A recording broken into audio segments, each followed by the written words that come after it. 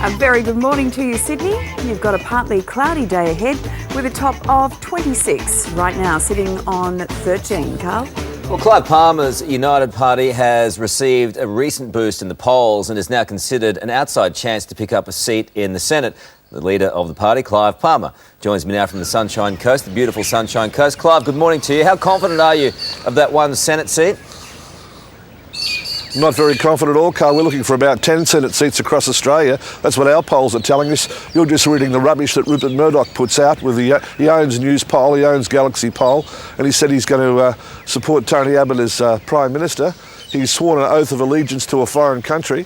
He's not an Australian citizen. He sends his apparatchiks out of here who are also not Australian citizens to tell his editors what to write, sacks the editor of the Courier Mail and 20 journalists throughout Australia. We've got 150 candidates in every state of the Commonwealth ready to go, and people realise that the current two alternatives are hopeless. You know, Rudd's got a disaffection rating of 56%. Tony Abbott's got 48%. So let's get something going by Australians for a while. Kevin Rudd brought over Obama's media team. Good God. 10 Senate seats? Yeah, I think we'll get something like that. You wait and see. Come on. You'd be happy with one. Hold on. No, two weeks ago they said we'd get 1% or had nothing. So the media likes to decide how the election result will be before the election's held.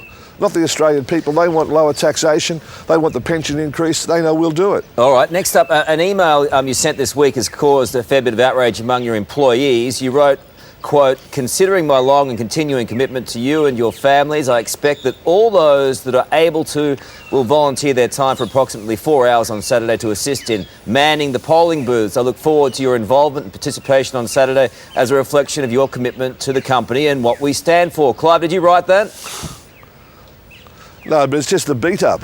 You know, this is not a national issue. If someone writes, 3 members of our staff are standing for Parliament, so other colleagues are being allowed to join them and support them. That happens in every workplace across Australia. Did you write it, though?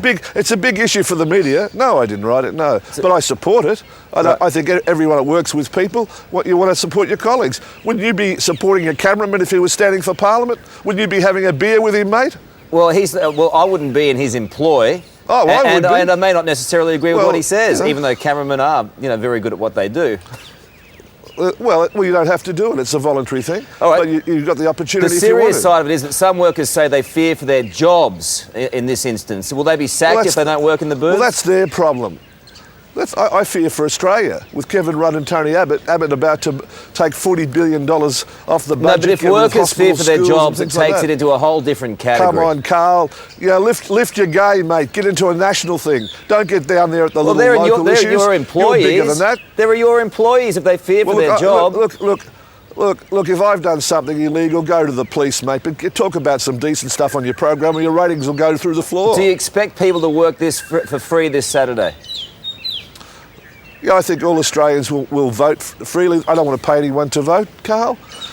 Come on, get serious, will you? All right, the front page of the Australian. The front page of the Australian hasn't missed today. I'm sure you're aware of Hedley Thomas, very well respected Hedley Thomas writing.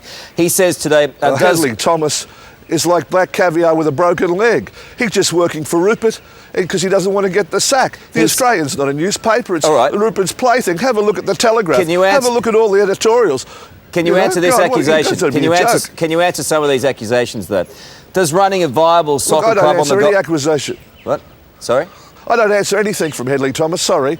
He's just that apparatchik of Rupert Murdoch from New York. Rupert Murdoch's wife, Wendi Deng, is a Chinese spy, and that's been right across the world. She's been spying on Rupert for years, giving money back to Chinese intelligence.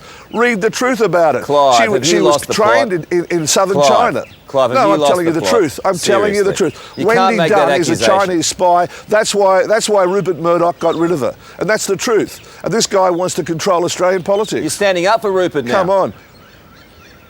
No, he wants to control what you think. Have a look at your newspapers. That's what he wants to do. And Kevin Rudd brings over Obama's team to sort out democracy in Australia.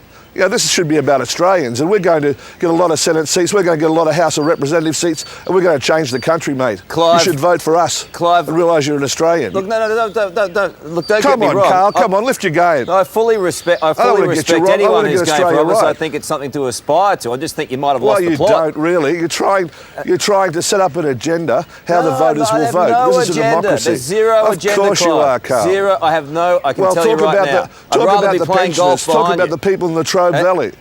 We'll talk about the people in the Latrobe Valley who haven't got a job. Talk about the people in the Hunter Valley that can't survive in New South Wales. Well, you talk about that instead of raving on about the Murdochs. Why don't you start talking about that stuff? Okay. Well, I am. We're going to increase pensioners' pension by $150. We're going to reduce income tax fantastic. By 15%. Pensioners deserve more money. They do, definitely. How are you going to pay for it all? Yeah, we're all Australians. How are you going to pay for it all? Well, simply what are your costings? Well, Carl, can I answer it for you? Yeah. We're going to let companies who now have to lodge their tax returns quarterly in advance, lodge their tax returns yearly in arrears when they've actually made the money. That will release $70 billion in the Australian economy, and each time it circulates, the government will get $7 billion of tax on GST. So if it goes around 5 or 6 times, they'll get another $35 billion. That means we'll have decent hospitals, a rising standard of living, and we'll be able to increase our pensions for our pensioners. What's wrong with that? How are your businesses going, okay? Yeah, fine. I mean, they're my businesses, mate. I don't borrow any money. I haven't got any mum and dad's things. I don't ask Hedley Thomas to invest anything. It's my money. How's your bank account going, Carl? Is it okay? What's your mortgage like, mate? I mean, this is all bullshit because these guys don't want to face up to the economy. Tony Abbott says, shut up, Kevin. And, and that becomes the national agenda. What about the economy? What about the fact we're going backwards at $3 billion a week? What about Australia and what the Anzacs fought for? We'll be up there, and we've got candidates at 150 seats across this nation ready to take government if that's what the Australian people want, that we respect, that Rupert Murdoch doesn't, that President Obama's immediate advisors advising Rudd don't. This is about Australia. Well, you ain't boring, Clive. You can say something, Carl. Good on you. You ain't boring. How's the Titanic going? It's fantastic. You know, it's bringing together Europe and the United States about peace and love. Everyone's got a Romeo and Juliet story or a Rose and Jack story. Even you, Carl, I'm sure you've been in love. Oh, it's half the world has been in love, is in love and looking for love. Much better to see your softer side, Clive. Hey, best of luck this weekend, mate. It's always good sparring with you. We'll talk to you soon. Good on you, Carl. Be careful of Rupert. He might take over your station. There you go, Fordo. Wow. Can we keep that going? Mate, that was unbelievable. Probably. Clive, have a good morning. All right, no problem. I think the end of the world is coming, folks. Something's going on. The buzz is next. Oh, good luck. End of the world as we know it. It's the end of the world.